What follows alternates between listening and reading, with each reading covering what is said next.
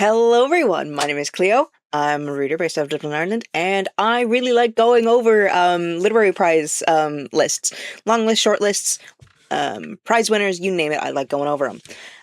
And the other day, as of filming this, I'm filming this on Sunday, the 26th, and this was released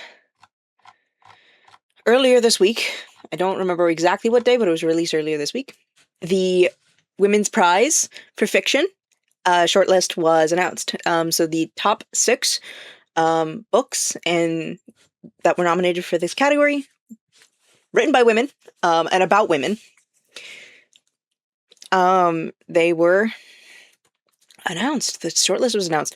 Also an update on the Dublin Literary Prize. The shortlist was announced for that one as well. I will not be doing a video on the Dublin Literary award shortlist, as I did the long list. But if you are interested in looking at what the shortlist is, I will leave a link to it down below, so you can go check that out. I will also leave a link to the shortlist for the Women's Prize down below as well, so you can go look at this yourself. Anyway, let's get started.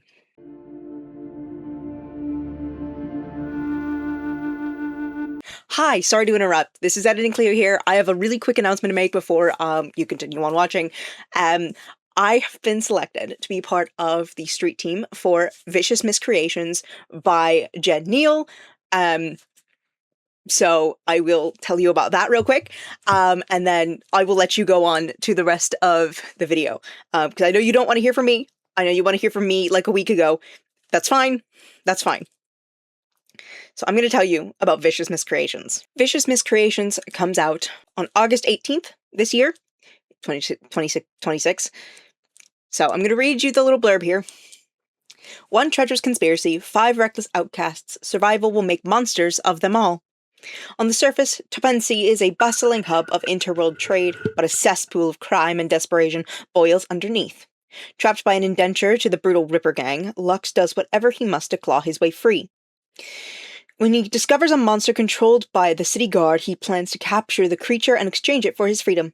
Lux assembles a volatile team, a naive earthborn mage whose violent magic festers under his skin, a fugitive who's with a score to settle, a revolutionary who has lost his way, a criminal princess who leaves a trail of ruin in her wake, and a troublemaking tabby cat.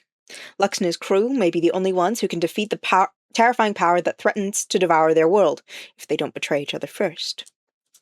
The ARC application is open now. I will be linking that below. Go fill that out if you're interested. Or if you're not interested, pre-orders. Pre-orders are super important. Pre-orders are so important for an author. So make sure if you're not going to sign up for an ARC, sign up for a pre-order. Buy a pre-order. They're super important to the longevity of an author's career. This book is perfect for fans of Arcane, Six of Crows, and V.E. Schwab.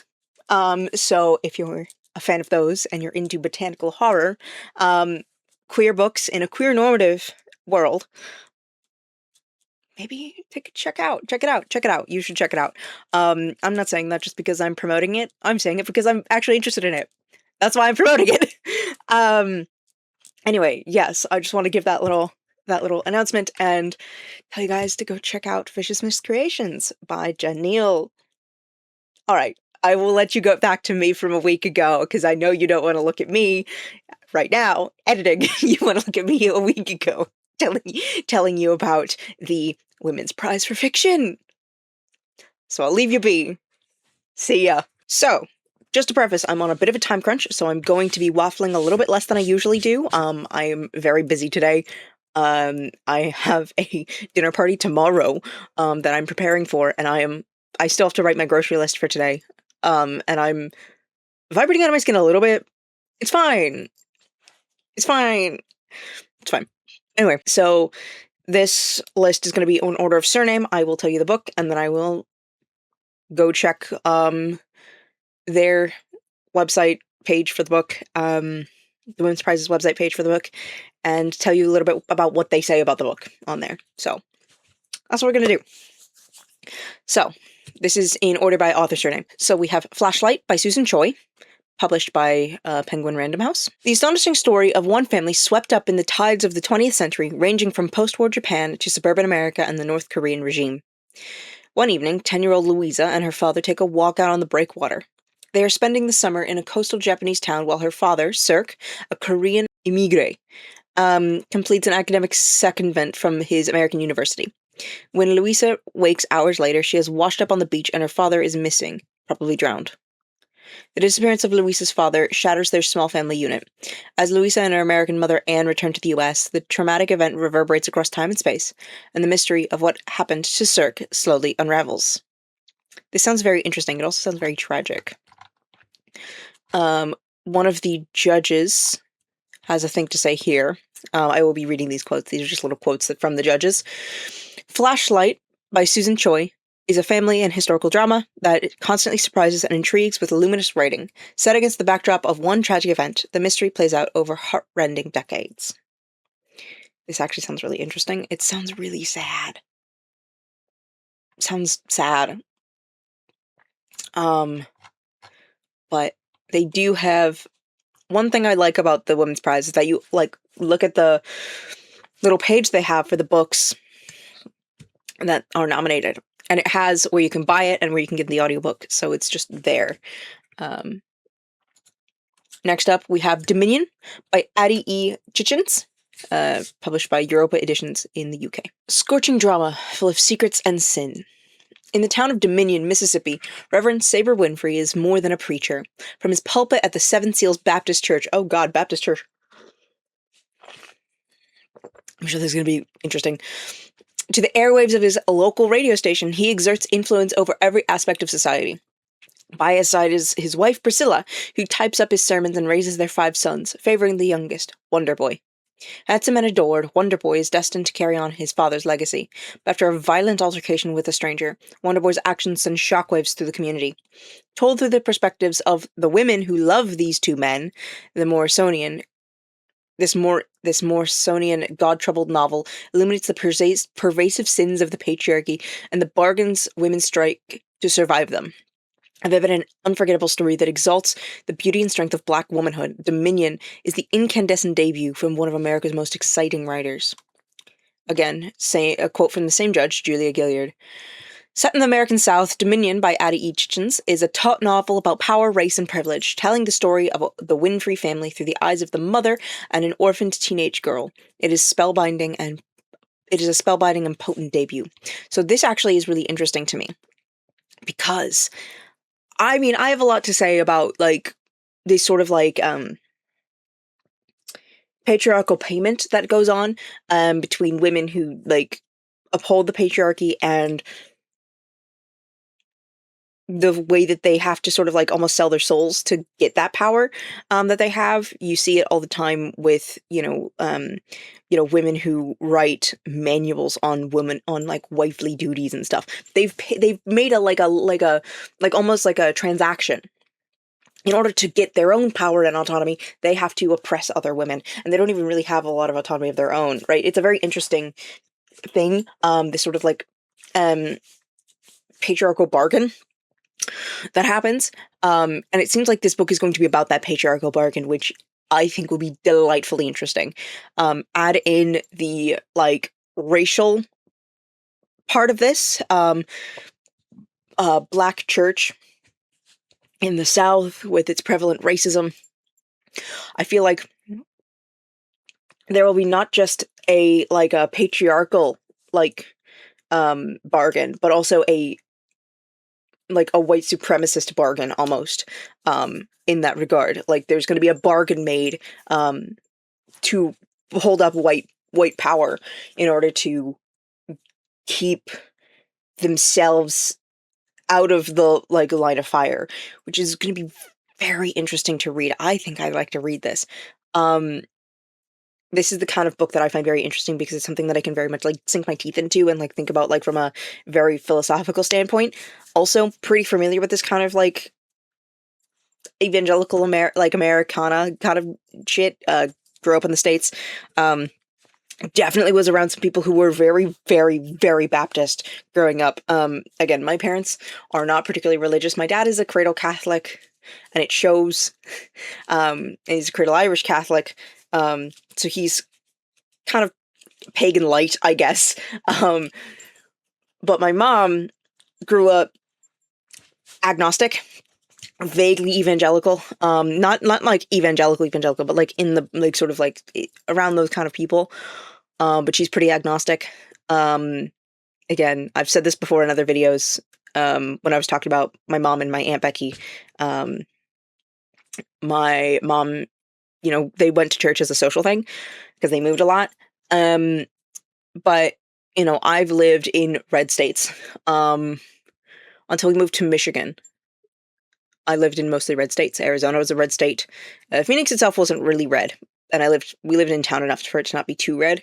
But where we lived in Nevada, we lived in northern Nevada, and it was very red. You knew people who said that the like January 6th rioters were cool people. I didn't know anybody who went, but I knew people who like were like, hell yeah, they did the right thing. And there was always a level of like that patriarchal bargain going on, of like, a lot of them weren't overtly sexist or overtly racist, and I don't even think they really knew that they were. But it was that same sort of like, every time me as a leftist had to like communicate with these people, like I'm like making calculations in my head of like, what bargain am I going to be striking in order to keep myself safe? What am I striking, even a bargain with myself? Like, what am I like sacrificing? What am I like, what lines am I treading? And that is really interesting. And that's me as a white girl. I can only imagine how much like deeper those like calculations go when you add race into the mix. I think this book would be really cool. I also love the cover. So the cover, it's an older more classical style. It looks like a lot more like a classical novel. Almost looks like it's from I would almost say 70s. It looks like it's got the layout of like a 70s novel. Like the title is up in a bracket up here. I will be putting up the covers here. You will have seen this cover. I'll be putting the covers here, so you can see them, but you will have seen this cover by the time I'm saying this. But, there's the bracket on top with the name of the book and her name. And then there's the panel on the side with all the reviews. And then there's the image in the middle, like the actual cover in the middle, and cover image in the middle. And I think it's a really cool design. I think it really goes to the like kind of period that this is set in. I don't know if this is set like even like a couple decades ago or not, but it very much feels like it's sort of, I feel like it really plays to the sort of like, we're either going backwards or we're like stuck in the past in this way, which is very interesting. And then the cover image is, of course, a goblet with a snake in it. The goblet that Jesus's blood dripped into when he was on the cross, and then the snake in the Garden of Eden. And how, and I would almost say that the snake, I would have to read this, but I think I would have a lot of stuff to say about this cover image and the symbology of it. I think I would have a lot to say about that, but I really want to read this book. This is definitely one of the ones I'm going to read. This seems fascinating, and also seems like just the kind of thing I would love to read. Can you tell I like books about like race and power, and like misogyny and power, and like the bargains and dynamics of oppression? I think it's so interesting. I also think it's really sad, but I also think it's really interesting, and it gives me a greater like way of like viewing the world and like empathizing with people. Empathy is really important to me. Okay. Next up is The Correspondent by Virginia Evans. This was published by Random House again. I've heard about this one, and this one also sounds pretty cool. Every morning, Sybil Van Antwerp sits down to write letters to her brother, to her best friend, to the president of the university who will not allow her to attend a class she desperately wants to take, to her favorite authors to tell them what she thinks of their latest books, and to one person whom she writes often, yet never sends the letter. Because at 73, Sybil has used her correspondence, witty and wise, to make sense of the world. But beyond the page, she has spent the last 30 years keeping the people who love her at arm's length. Until letters from someone in her past force her to examine one of the most painful periods of her life. Now Sybil must send the letter she has been writing for all these years, and find forgiveness within herself to move on. Sybil Van Antwerp's life of letters might not be an extraordinary one, but she also might be one of the most memorable characters you will ever read. This quote from one of the judges is from Annie McManus. The Correspondent by Victoria Evans is written all in letters from the perspective of a woman in her 70s. It is immediately original, incredibly compelling, and has real emotional heft. I think this sounds really cool. I'm a huge Janice Hallett fan, and Janice Hallett writes her murder mysteries through the medium of emails, letters, bank documents, memos, sticky notes, all these little bits and pieces. I'm a huge fan of that writing style. So I think that this would probably be really interesting to me, and that it would have a very similar style, and it would like jive pretty similarly. I think that this would have a very a very equivalent sort of like fast-paced, like boom, ba boom, ba boom, ba boom kind of like reading pattern, because you get through a letter and you're like, oh well, what's the reply? I think that would be very interesting. I do think this would be very interesting. I also think it's very interesting to like read about people aging. This might be like a unpopular like genre, but I think that reading about people who've aged is very fascinating and also kind of sad, because when you get old you tend to get lonely. Your family has lives or have died. um Maybe you don't have, maybe your friends have passed away. You are, maybe you have medical like problems that like isolate you more and more. Like I've been thinking about this a lot because my grandma, she's pretty lonely right now. Um, like my grandpa is as well, but my grandpa's also like a much more happy to make friends anywhere kind of person. My grandma's pretty guarded, just always has been. Um, and she's been pretty lonely. And it makes me really sad, you know? And I feel like that kind of loneliness that is inherent to getting older is something that like, one, I don't want to experience really. um I'm hoping that I will always have a network of people, but I know that like with me being chronically ill, maybe I won't make it that long, and also with a lot of my friends being chronically ill, maybe they won't make it that long, you know. And that's a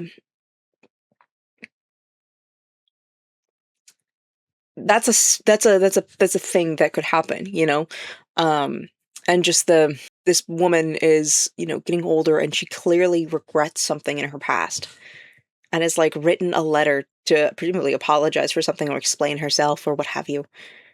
But she's never sent it. I mean, who hasn't written a letter or written a text and or written an email and just never sent it? Because what's the point? Well, the point is both for yourself and also for them. Maybe they will see it. Maybe they will read it. So I do think that this would be a very interesting book to read. I'm very interested in reading this, I think. Yeah, I'm very interested in reading this. Very interested. I do think it would make me very sad. But I'm also very empathetic, so of course it would make me sad. Right. Again, time crunch. Stop waffling. Next up, The Mercy Step by Marcia Hutchinson, published by Cassava Republic Press, Bradford, December 1962. A precocious Mercy makes her reluctant entrance into the world, torn from the warm embrace of her mother's womb to a chaotic household that seems to have no place for her. Her siblings do not understand her, her mother's attention is given to the church, and the entire family lives at the whims of her father's quick temper. Left to herself, Mercy finds solace in books, her imagination, and the quiet comfort of her faithful toy, Dolly.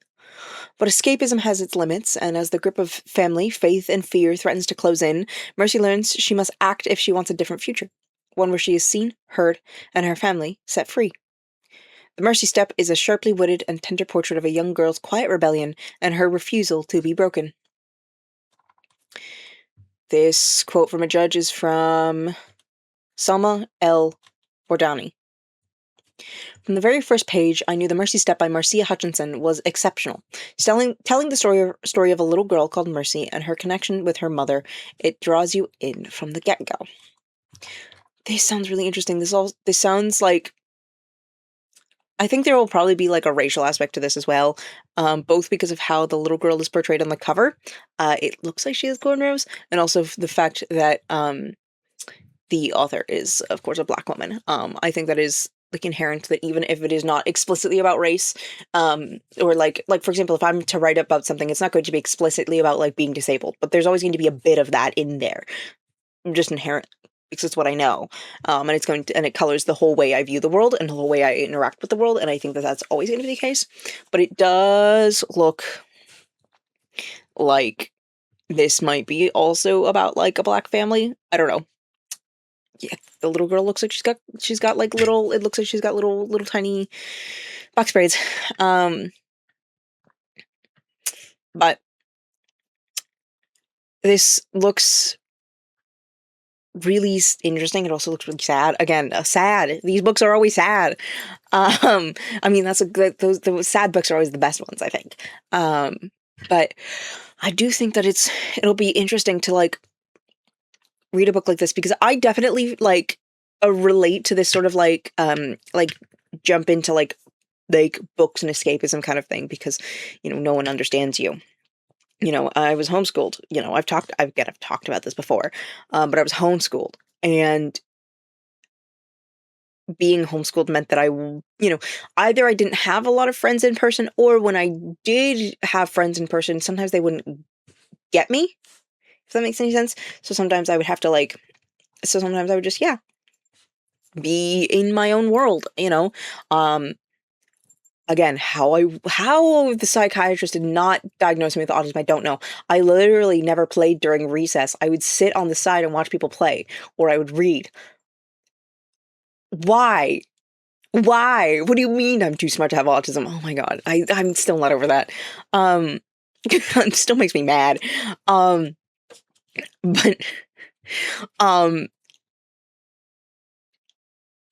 like, there's only so much that can do, it can't take away from the fact that like the people around you are doing things that have an impact on you, and I think that it would be very interesting to explore that. I don't have any siblings. I'm an only child, and so I think it would also be really interesting to see how like you are living with people who do not understand you.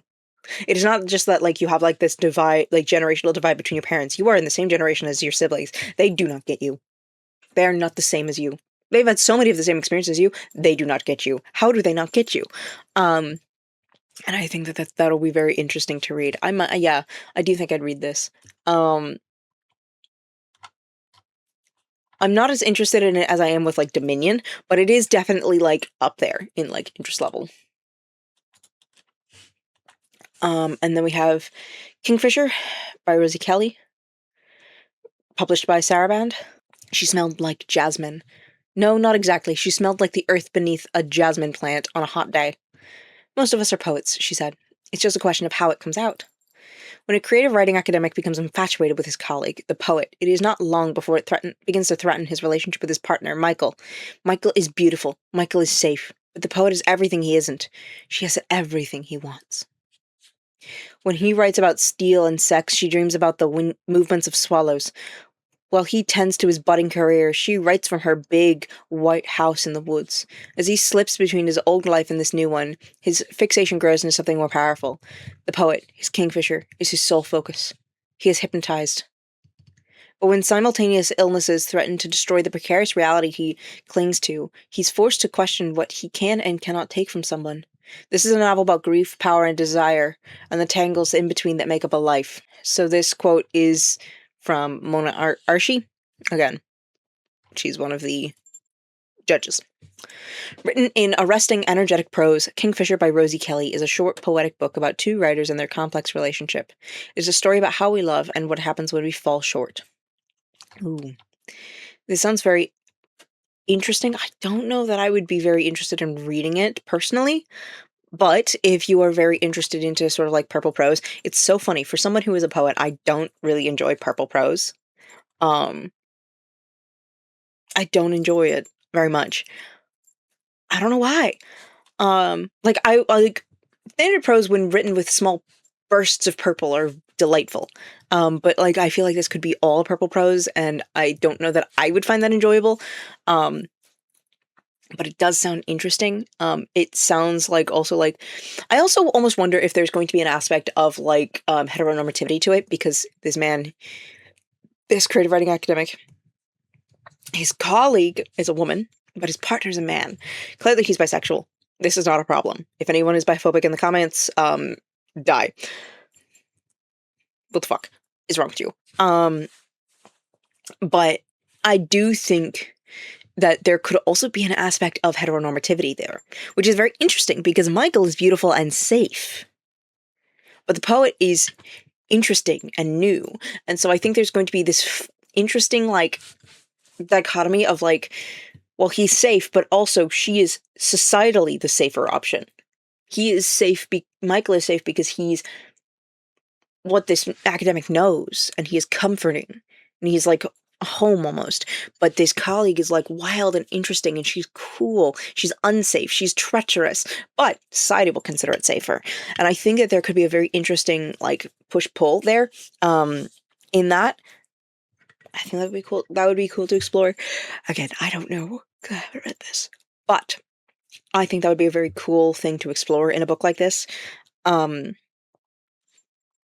Again, I don't think this is a book I would personally read, but I do think that this sounds like exactly the kind of book that should be on this shortlist, because it sounds like a very complex narrative, and it sounds like it's going to be a pretty like tumultuous and complex like internal monologue almost of this man's life. And then finally we have Heart the Lover by Lily King, published by Canongate. This was also on the British Book Awards. It is shortlisted for the fiction. Yeah, it's shortlisted for fiction for the British Book Awards. I hope it wins at least one of them. I hope it gets an award for at least one of them. I mean, being shortlisted anyway is a really big thing. And it will likely get a little sticker on the cover, the way Ordinary Saints has a sticker.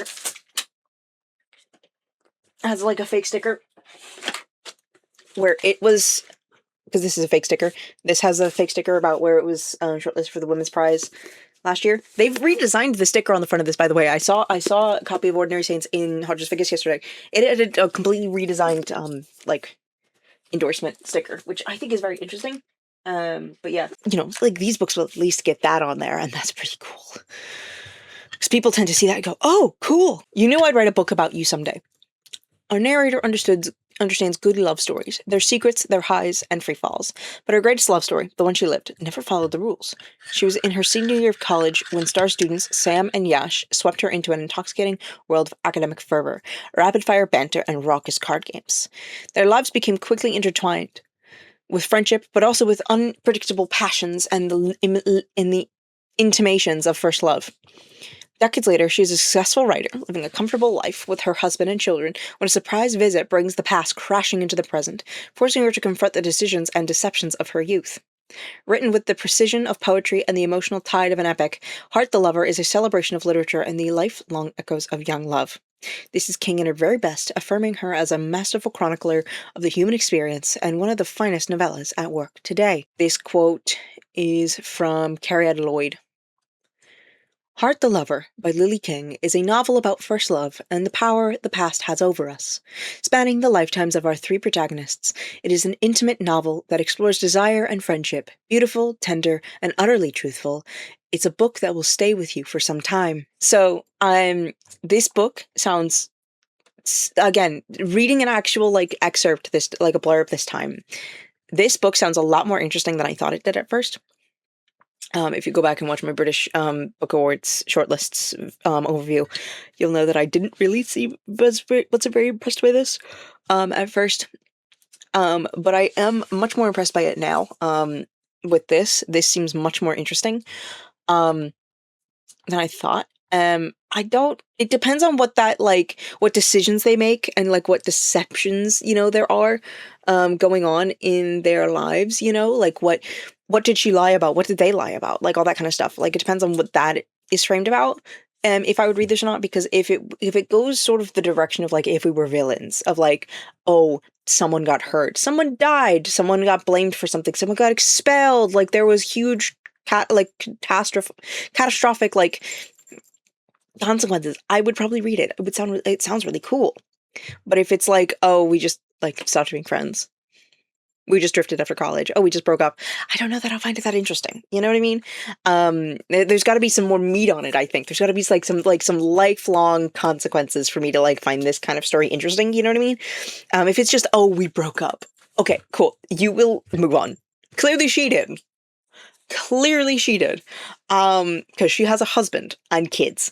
But like, if it's like, oh yeah, I don't know, Sam gets expelled, Yash gets arrested for drugs. He does not have drugs on him, but someone blames him for drugs being there, and so he gets arrested for drugs. Like something like that. That would be interesting. Like that's the kind of thing that I want to read about. I don't want to read about, oh yeah, we just broke up. Oh yeah, so I was stringing these two boys along and I don't know, it just blew up in my face. Blah, blah, blah. That's not going to be too interesting to me. I'm so sorry. That sounds so like so much build up for so little payoff. So if there is like a more like if we were villains kind of like consequence to what's going on, I think I would love it. Because again, I like that kind of like there's big consequences here. So yeah. But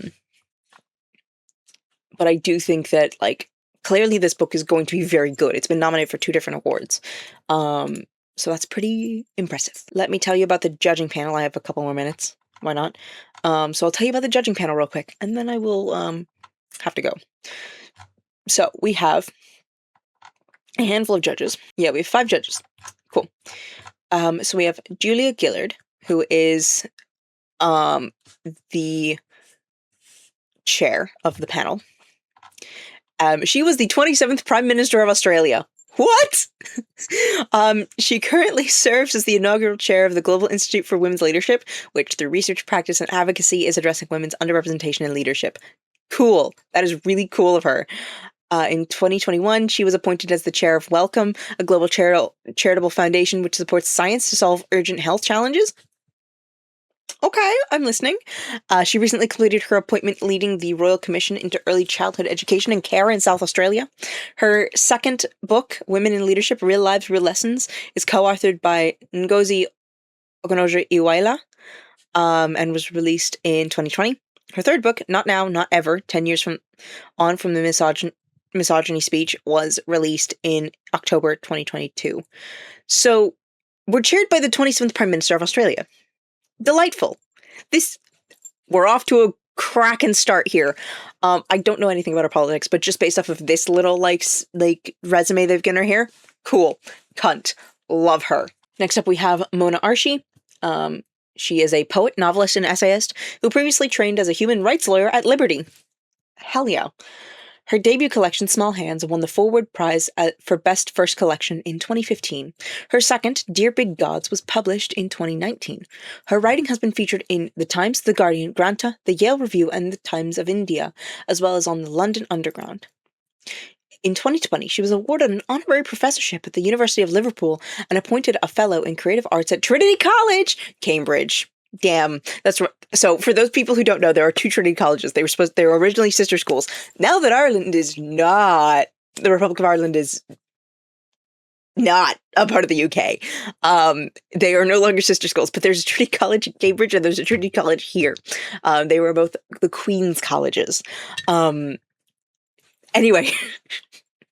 no, she was appointed a fellow at the Cambridge Trinity College, which actually I think one of my professors was recently given the same fellowship in a different area of expertise. Obviously, I'm a STEM student. I'm an engineering student, not a science student, not a literary degree student. But like, I think Jenny might have gotten her fellowship there. I'll have to check later. Editing me will let you know in like some text over here if I was right or not. Anyway, her novel Somebody Loves You in 2021 was shortlisted for the Goldsmiths Prize, Desmond Elliott Prize, and the Jalac Prize. Mona is co-editor of an anthology, Nature Matters, as of 2025. Her third poetry, Mouth, was published in July 2025. Interesting. Human rights lawyer. Cool. Next up, we have Salma El-Wadani. Wardani? I'm not sure. She is the author of the critically acclaimed These Impossible Things, published in 2022, which was a Today Show book club pick, a Mary Claire book club pick, and named a best book pick by Bustle, Fortune, Red Magazine, and Book Riot. Is also longlisted for the 2023 Diverse Book Awards. Salma has contributed essays in many best-selling anthologies, including It's Not About the Burqa, Muslim Women on Faith. For the last 6 years, she presented on BBC Radio London and still presents across BBC Radio 4 and BBC World Service. Salma is also a TEDx speaker and a global keynote speaker and has written for Stylist, Red Magazine, HuffPost, Metro, and The Eye. Her work centers on feminism and gender, revolving around female stories to bring the often ignored realities of women into the spotlight. She partners with global organizations, brands, and academic institutions to change the lives of women and girls. Cool! Radio show host. Next up we have Cariad Lloyd. She's a writer, actor, comedian, and podcaster. In 2026, she created the podcast Griefcast, where she spoke to comedians about their experiences of grief and death. Her book, based on the podcast You Are Not Alone, was published in 2023 to critical acclaim and became a Times bestseller. As an author, she has appeared in Changing Ends, Alan Partridge, Murder and Successful. As an actor, she has appeared in Changing Ends, Alan Partridge, Murder and Successful, Peep Show, Have I Got News for You, Would I Lie to You, and QI. She's also the co-creator of Ostentatious, an improved Jane Austen novel, who performed regularly in London's West End. Her children's books, Lydia Marmalade and the Christmas Witch, middle grade Regency magical mystery, and Where Did She Go?, a picture book about grief for children, illustrated by Tom Percival, were published this year.